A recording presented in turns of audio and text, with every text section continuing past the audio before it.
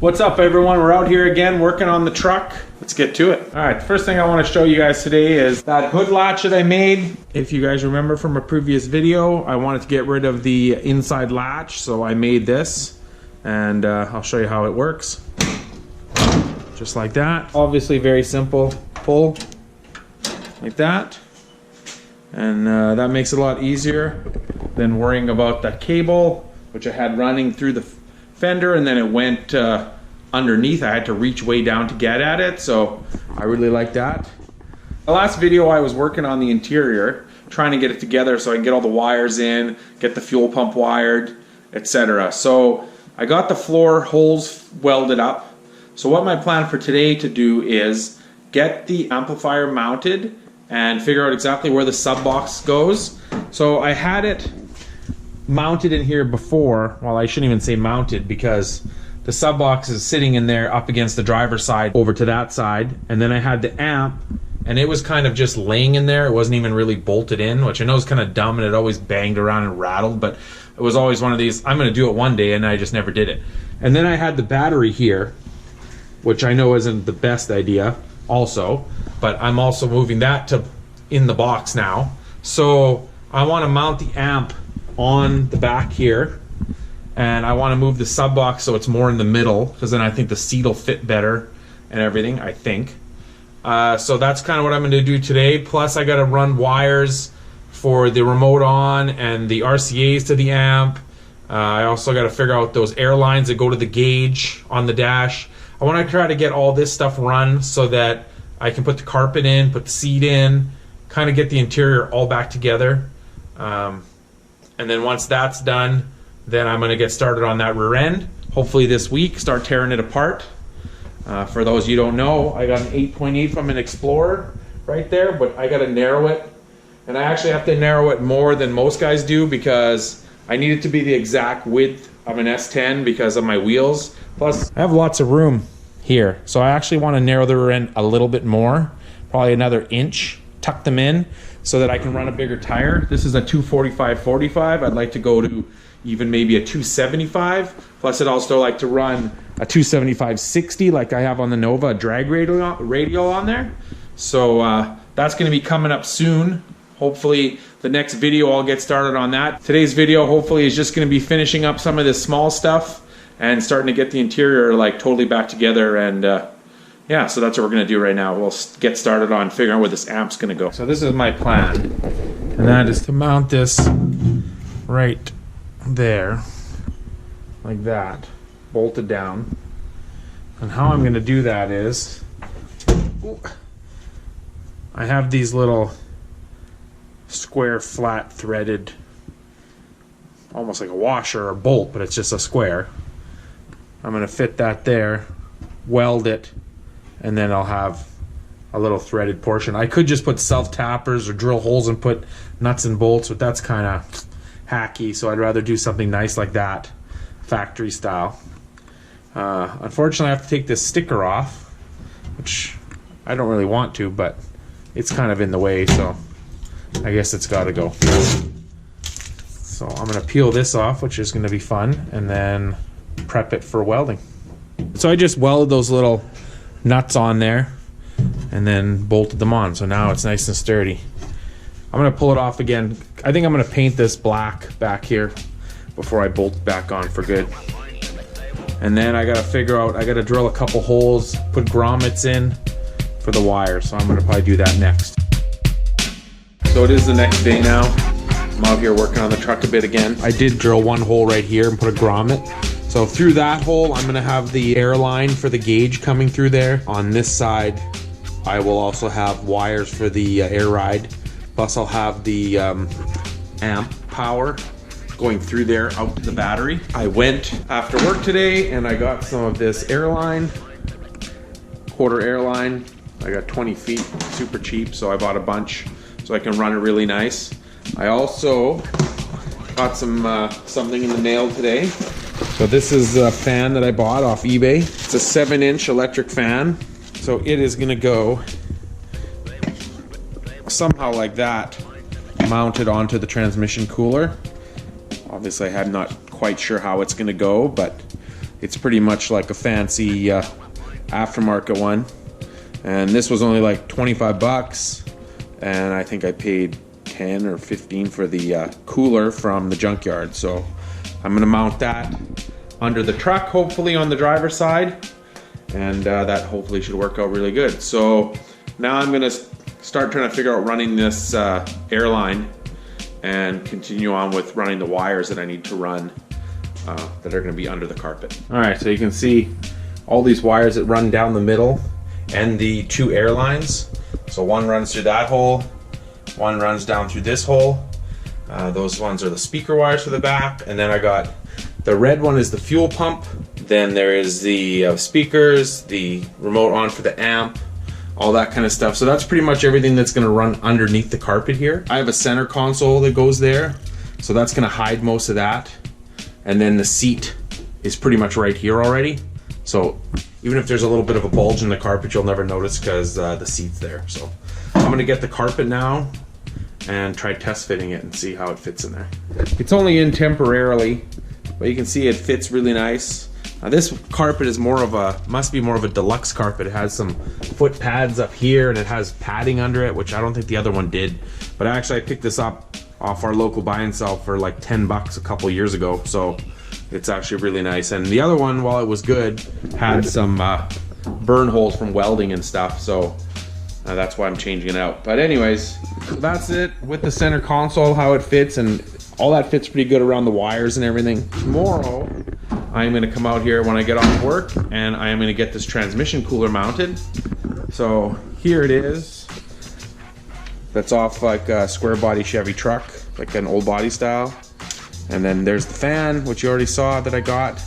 I think what I'm gonna do, one of those things jumped off. I'm gonna bolt this to the floor. Then I'm gonna bolt this also with some long bolts right through the floor to hold it all, sandwich it all together. And then I got these brackets, which came off the truck that I got the cooler off of. So somehow I'm gonna mount at least one side on the bracket so that it'll be kind of on an angle so the air will flow through, is my plan. Either this bracket, or I can also modify it, but we'll see how that goes tomorrow. I'm gonna have to go get some long bolts to go through here.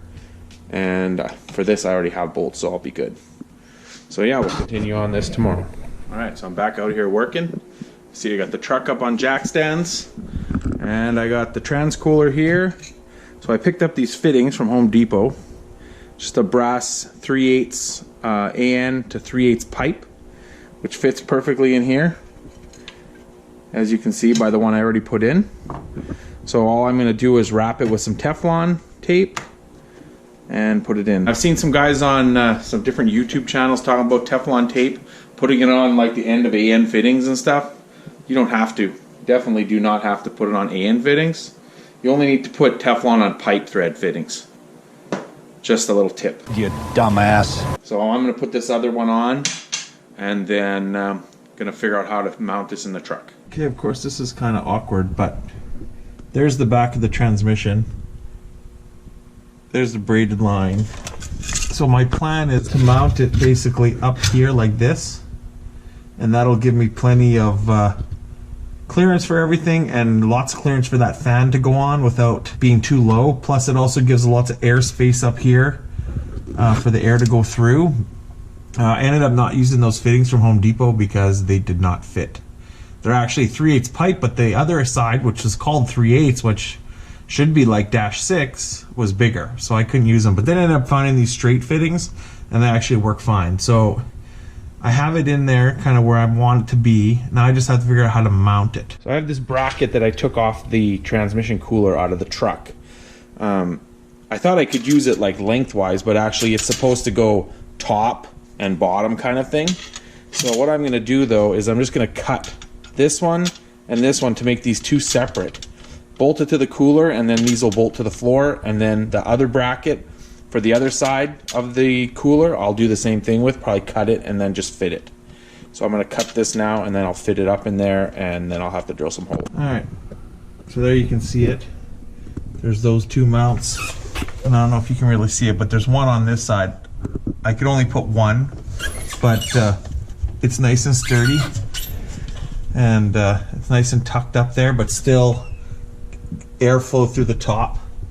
And so now I gotta mount this fan on here somehow, and I still have to tighten the lines up and stuff, but I'll look at how the fan's gonna hook up now and then try to hook that up now. Now it's all done. So the fan's mounted.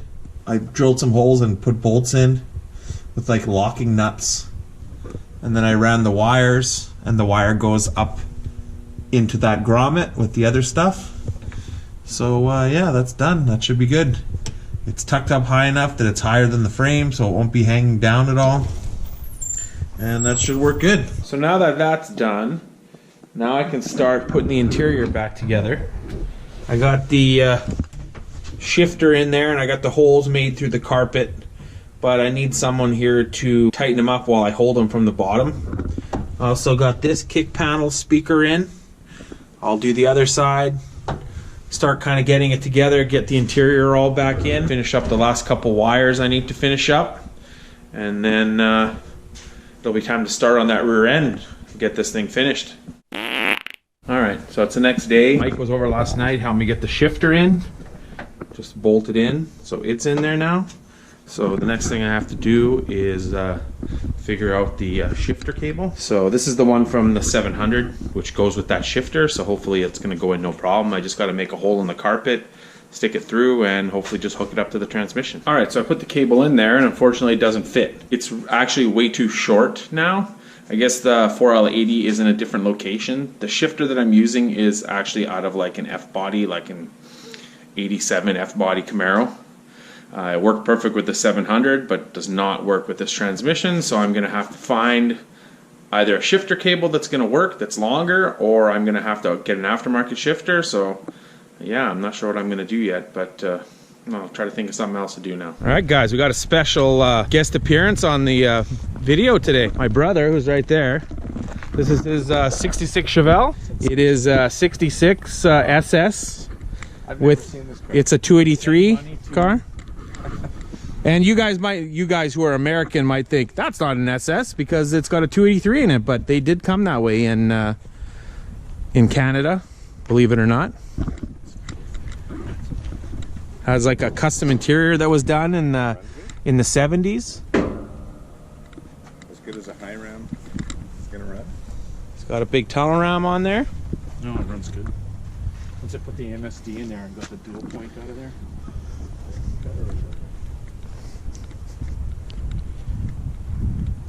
I saw part while I was working, but it doesn't be 280 whole lane. It's the original block still.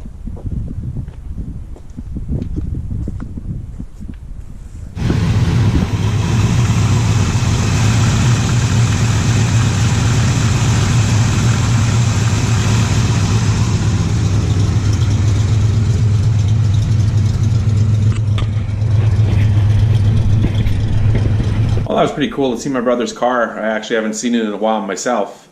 He doesn't really drive it too much. That car, my dad owned that car. He bought it in like 1970 or 71, and his friend was actually the original owner, and my dad actually drove it the day that it was new. So like I said out there, it is a Malibu SS, and it did come with a 283 4-speed from the factory. Yeah, they didn't make them in the States like that, but they definitely made them here in Canada. So I didn't get anything else done, but that's going to be the end of this video. Hopefully next time I can find a shifter cable. We're going to the swap meet tomorrow, so you can look forward to that video coming out soon of us going to the auto parts swap meet. Or I'm going to try to sell some stuff and possibly buy some stuff and look at some cool old parts, and maybe I'll find a shifter cable there for my shifter. So like always, like, comment, subscribe. Share it with your friends, and check you later.